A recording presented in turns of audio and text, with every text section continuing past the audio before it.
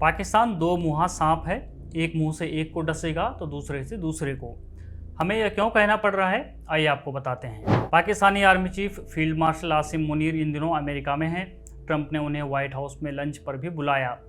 पाकिस्तान के लिए यह पहली बार है जब सेना प्रमुख रहते हुए किसी ने पहली बार अमेरिका के राष्ट्रपति के से आमने सामने बात की हो। यह मुलाकात ऐसे समय में हुई है जब ईरान और इजराइल के बीच युद्ध चल रहा है।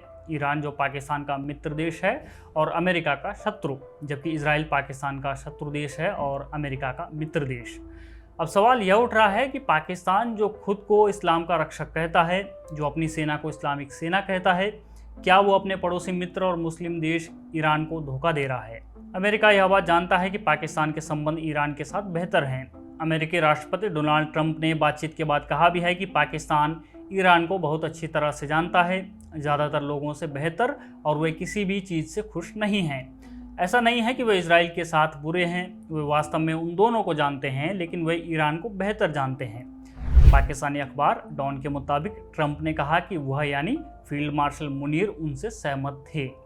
इन बातों से अंदाज़ा लगाया जा सकता है कि अमेरिका में ट्रंप और मुल्ला मुनीर के बीच ईरान इजराइल युद्ध मुद्दे पर कई सारे पहलुओं पर बात हुई होगी और कुछ डील भी हुई होगी। हम यह तो नहीं बता सकते हैं कि क्या डील हुई है, लेकिन कयास जरूर लगाए जा सकते हैं। पाकिस्तान जिसने ईरान के साथ अपने सारे बॉर्डर बंद कर दिए हैं, पाकिस्तान जो सीनेट में ईरान के पक्ष में और इजराइल के विरोध में एक प्रस्ताव पारित करता है, लेकिन युद्ध की घड़ी में ईरान के दुश्मन अमेरिका से जाकर मिलता है।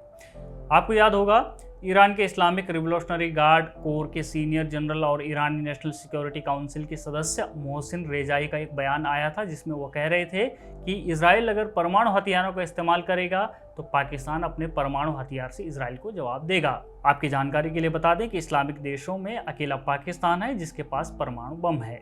वापस मुद्दे पर आते हैं।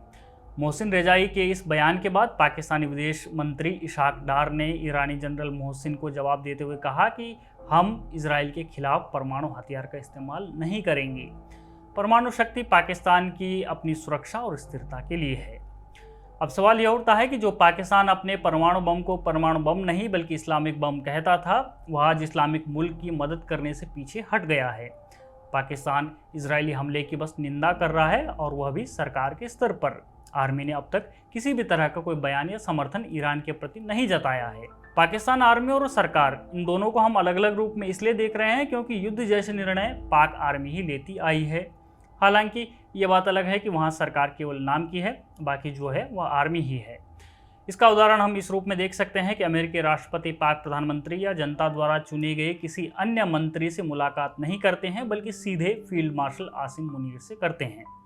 अब यह कयास भी लगाए जा रहे हैं कि पाकिस्तान अमेरिका की मदद से ईरान में सत्ता परिवर्तन की कोशिश कर सकता है। ये कयास इसलिए भी लगाया जा रहा है क्योंकि अमेरिका यह पहले भी कर चुका है। आपको याद दिला दें कि अफगानिस्तान में तालिबान शासन को उखाड़ने के लिए भी अमेरिका ने पाकिस्तान को अपना बेस बनाया था। अब चूंकि ईरान की सीमाएं भी पाकिस्तान के साथ लगती हैं, इसलिए अमेरिका चाहता है कि पाकिस्तान एक बार फिर उसे अपना बेस वहां बनाने दे, ताकि उसके लड़ाकू विमान वहीं से उड़ान भर सकें।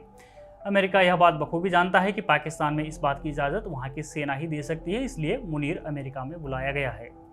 एक बात और, नूर खान एयरबेस, जहाँ पर ऑपरेशन सिंदूर के तहत भारत ने हमला किया, उस एयरबेस पर एक वक्त अमेरिका का कब्जा था और पाकिस्तानी सेना को भी वहाँ जाने की इजाज़त नहीं थी। यह बात पाकिस्तान के ही एक पत्रकार ने कही है। पाकिस्तानी पत्रकार ने यहाँ तक कहा कि नूर खान एयरबेस पर अमेरिकी विमान नियमित रूप से उतरते थे और सामान उतारते थे। जब एक पाकिस्तानी सैनिक ने वहां हो रही गतिविधियों के बारे में जानने की कोशिश की, तो अमेरिकी सैनिक ने उस पर बंदूक तक तान दी। पाक पत्रकार के अनुसार पाकिस्तान की अपनी सेना को भी इस इलाके में घुसने की इजाज़त नहीं थी। पाकिस्तान पर लंबे समय से आरोप लगते आए हैं कि वह अपनी कुछ सीमाओं का इस्तेमाल कर इजरायली और अमेरिकी जासूसों को ईरान में घुसपैठ करने में मदद करता है। यह पूरी कहानी हमने आपको इसलिए बताई ताकि आप यह समझें कि हमने पाकिस्तान को दो मुहा सांप क्यों कहा। वह एक ओर तो इजराइल की निंदा करेगा और कहेगा कि ईरान को अपनी सुरक्षा करने का अधिकार है, लेकिन दूसरी ओर ईरान के खिलाफ अमेरिका और अप्रत्यक्ष रूप से इजराइल की भी मदद करेगा।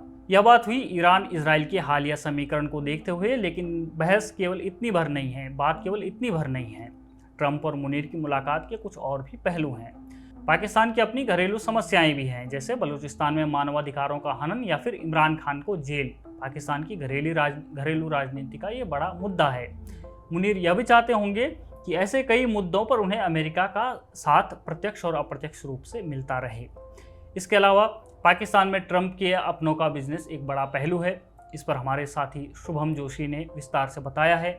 आइए एक नज़र देखते हैं। अभी कुछ दिन पहले हमने आपको बताया था कि पहलगाम आतंकी हमले के तुरंत बाद एक अमेरिकी क्रिप्टो कंपनी WLF ने पाकिस्तान क्रिप्टो काउंसिल के साथ डील की थी और ये भी बताया था कि WLF में ट्रंप के बेटों एरिक और डोनाल्ड जूनियर और उनके दामाद जेरेड कुशनर की 60% हिस्सेदारी है। और इस डील को करने के लिए WLF के को चेयरमैन जैचरी विटकॉफ पाकिस्तान गए थे, जो स्टीव विटकॉफ के बेटे हैं।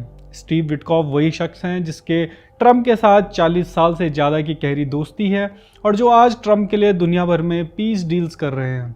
इन सब से आपको ये तो पता चल गया होगा कि आज पाकिस्तान में पूरी ट्रंप बिरादरी के बिजनेस स्टेक्स पर लगे हैं। पाकिस्तान आज ट्रंप परिवार के अरबों डॉलर्स के बिजनेस का नया अड्डा बन चुका है। यह कुछ पहलू हैं मुनीर और ट्रंप की मुलाकात के। हालांकि ट्रंप यह बात जानते होंगे कि पाकिस्तानी सेना कई दशकों से उनके साथ दोहरा खेल खेलती आई है, चाहे अफगानिस्तान का उदाहरण ले लें या फिर आतंकवादी संगठनों को पनाह देने का।